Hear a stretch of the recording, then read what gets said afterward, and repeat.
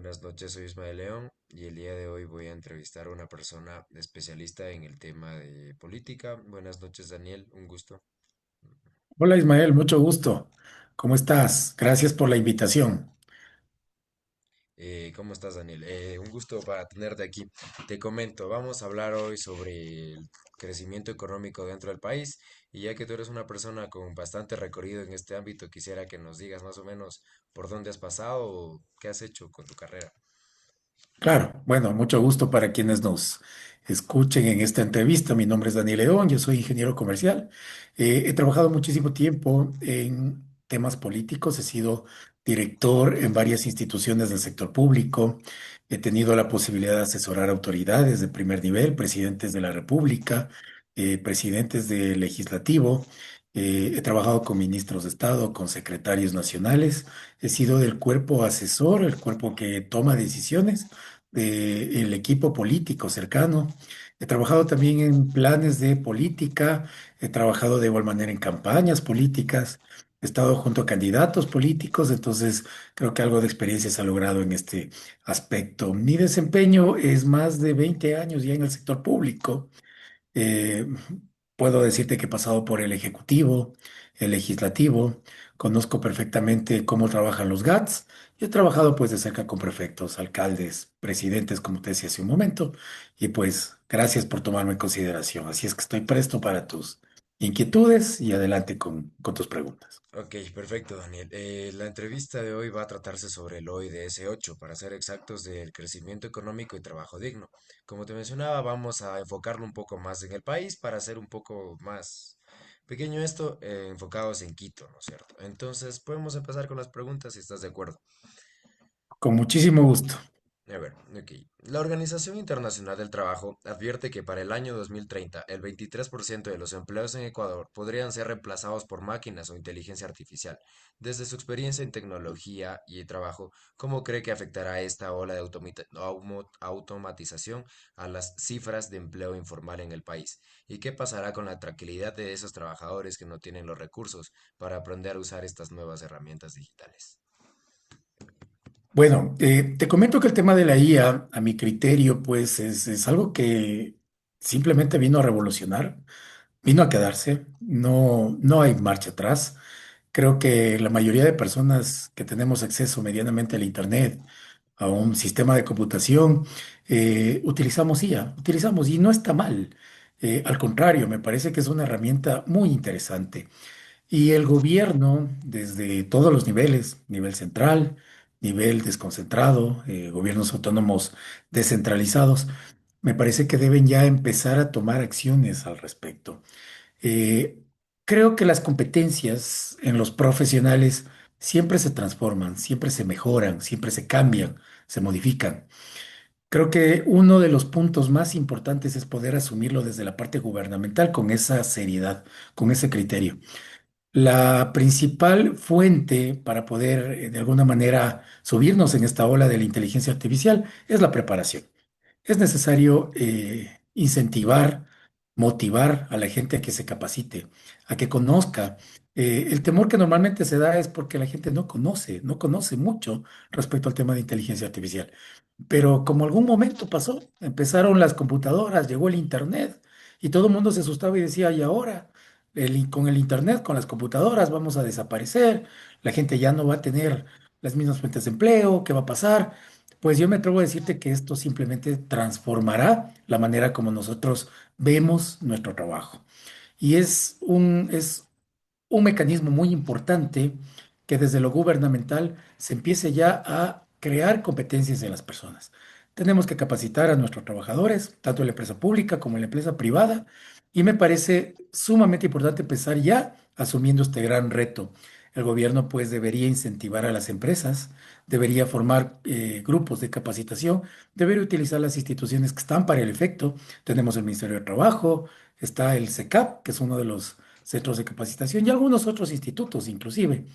Con la seriedad del caso, creo que es momento de asumir lo que se nos viene y me parece que es una oportunidad. Más allá de cualquier cosa es una oportunidad. Si bien es cierto, habrán ciertos empleos que definitivamente desaparezcan, pero habrán otros que se crean. Y es un poco el gran reto al que tenemos que enfocarnos, ¿no? ¿Cómo lograr estos conocimientos? ¿Cómo lograr esta capacitación? ¿Cómo lograr desarrollar estas nuevas competencias, tanto en los trabajadores del sector público como el sector privado? Así es que, en efecto, se podría pensar que van a haber muchas fuentes de empleo que se van a perder, pero también hay que ser conscientes de que habrán otras que se generan. Y el gobierno va a jugar aquí un papel fundamental. Es, por ejemplo, muy conocido en países muy desarrollados, muy industrializados, como China, por ejemplo, que el gobierno regula la cantidad de automatización que pueden tener las empresas a nivel privado, evitando que el 100% de empresas formalicen la robotización como la única fuente de empleo. Por ejemplo, no, allá el gobierno hace su parte y de alguna manera pues regulariza y permite cierto porcentaje de automatización en las empresas.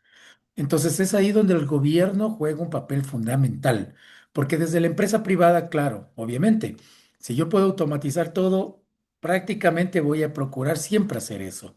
Entonces es aquí donde el gobierno juega un papel importante. Entonces hay que desarrollar competencias con la gente, pero hay que crear norma, hay que crear leyes que permitan regular y que esto de alguna manera pues no venga a acabar con nuestras fuentes de empleo, sino más bien que nos ayude a surgir, a desarrollar, a tener nuevos Perfecto, objetivos. Daniel. Disculpa, te corto un poco porque si no, no alcanzamos a las otras. Es muy de Con acuerdo con tu gusto. punto de vista, la verdad.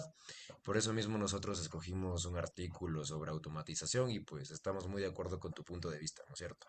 Genial. Eh, Sigamos a la siguiente pregunta. Los datos actuales muestran un problema. Los trabajos de nivel medio están desapareciendo. El mercado se está dividiendo entre empleos muy especializados y trabajos muy precarios o informales. Como experto, ¿cómo evalúas esta situación si tomamos en cuenta la ansiedad de la clase media, que ve con miedo a la posibilidad de perder sus derechos y su estabilidad laboral? A ver, creo que esto hay que entenderlo desde algunas aristas. Voy a tratar de ser lo más puntual posible. La informalidad se produce por las faltas por la falta, perdón, de oportunidades laborales. Ahora mismo pasamos algo muy, muy serio dentro del país, pero las fuentes de empleo simplemente no se crean de la noche a la mañana. Para eso se tienen que crear planes de desarrollo sostenibles. Te pongo un ejemplo claro. Si yo capacito a aquel joven que empieza cuando sale de su universidad, de su colegio, y tiene ganas de emprender, y yo le permito a este joven capacitarse, ¿no es cierto?, profesionalizarse, y además le acompaño con políticas públicas para que pueda tener acceso a un crédito, para que pueda tener los permisos para hacerlo de manera regular. Estoy incentivando a que la gente pierda ese miedo y pueda continuar adelante. La informalidad no es tan crítica. La informalidad puede ser un buen punto de inicio, ¿no es cierto?, para poder desarrollar MIPES, pequeñas empresas, medianas empresas. Entonces, es un trabajo integral el que se tiene que hacer. Si todos nos sentamos a esperar que llegue una persona y nos contrate y nos genere el empleo, obviamente vamos a tener inconvenientes. Estamos en un país que no está al 100% desarrollado, que estamos en vías de desarrollo. Entonces hay que atenderlo desde ese punto de vista. Perfecto, Daniel. Muchas gracias. A veces pensamos que toda tecnología mejora la vida automáticamente, pero la realidad de los repartidores de aplicaciones muestra que se ha vuelto normal trabajar sin contratos ni beneficios. Desde el punto de vista del derecho laboral y la ética, ¿cómo analiza que estas plataformas digitales generen tanto dinero mientras las personas que trabajan en las calles no tienen seguro social, estabilidad y protección legal? A mi criterio es una falta de regulación. Es una falta completa de regulación. No está mal, está muy bien. Me parece que es una manera perfectamente válida. La generación de contenido, la utilización de plataformas, la utilización de muchísimas opciones, como por ejemplo ahora tenemos plataformas como Uber, plataformas como Netflix, entre otros servicios de streaming. El problema es que son empresas multinacionales y que entran al país con las reglas de juego de ellos. Entonces, eso es un tema que definitivamente nos va a generar impacto, porque justamente tomo tus palabras. Si yo soy clase media, si yo trabajo las 8 horas, ¿no es cierto?, todo el día, trabajo toda la semana, muchas veces hasta los fines de semana, y sigo ganando sueldos básicos, definitivamente mis posibilidades de desarrollo no son las mejores. Y una persona generando probablemente contenidos o una empresa global, multinacional, que entra y nos brinda el servicio empieza a desplazar conductores de taxis por personas que tal vez no han cumplido con los permisos, no tienen su formalidad. Sin embargo, trabajan para estas aplicaciones, aplicaciones que no son dueñas ni de un auto siquiera, solamente tienen ellos el servicio, conectan a la gente con la necesidad que tienen y quién brinda el servicio para suplir esa necesidad. Pero yo creo que estamos perfectamente capacitados para poder asumir eso. La falta de regulación es el problema, porque ellos no deberían entrar de esta manera. Perfectamente podrían entrar al país, pero con ciertos límites, ¿no es cierto? Y sobre todo, incentivando el desarrollo a nivel nacional. Entonces, nuestra mano de obra debería ser la primera. El porcentaje que llevemos de alguna manera como país también debería ser una prioridad en este asunto, porque caso contrario son las empresas globales las que ganan y no es lo correcto. Se puede regular. Correcto. Viéndolo desde tu punto de vista, como solución a esta desigualdad, se propone que las plataformas digitales como las que ya mencionamos, Uber, así, paguen seguros sociales y que se respete el derecho a desconectarse del trabajo fuera de horario. Basado en las leyes de nuestro país, ¿qué tan posible ve aplicar estas medidas y cómo ayudaría esto a reducir el estrés y el desgaste mental que sufren los trabajadores por estar conectados todo el tiempo? Ya, perfecto. Bueno, ahora mismo regularlo de esa manera me parece que podría ser contraproducente.